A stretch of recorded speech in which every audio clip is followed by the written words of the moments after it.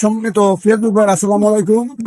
আজকে আমি যার সামনে আপনাদেরকে নিয়ে আসছি সালামিন ফুটবল টুর্নামেন্ট এর রেফারি, এই যে আমার মুরব্বী, উনি দীর্ঘদিনের অভিজ্ঞতা, তো উনার কাছ থেকে কিছু কথা নেবো।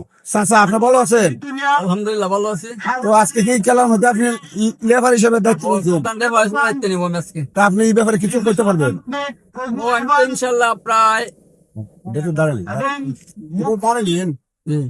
তো ইনশাল্লাহ প্রায় রেপারি আজকে 25 থেকে 26 বছর ধরে রেপারি হয়ে আসতেছি। ইনশাল্লাহ আর খেলাধুলা হয়েছে একটা আনন্দ, বিনোদন। জি জি জি। খেলাধুলা যে এলাকা থাকলে খেলাধুলার মাধ্যমে অনেক সময় অনেকে মাদকতা আসক্তি মুক্ত থাকে। জি জি। অনেক এখন বর্তমান যে ছেলেপেলেরা মোবাইলে আসক্ত, জি জি জি। এটার থেকেও এটা একটু বাইরে মোবাইল থেকে আসক্ত হয়ে অনেকে খেলাধুলা আসে দেখে।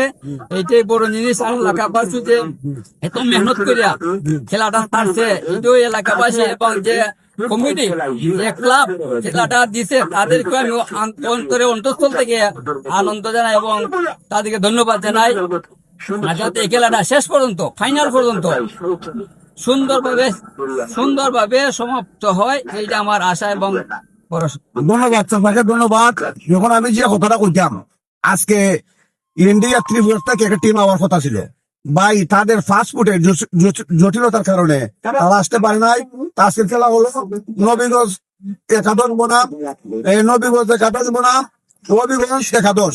ওইখানে অনেক দর্শকই আছে, একটু অনেক দর্শকই আছে ভাই। আপনারা খেলা উপভোগ করেন, আপনারা উপভোগ করে আপনারা যেটা করেন। এখন সকলকে ধন্যবাদ, ধন্যবাদ। আসসালামু আলাইকুম।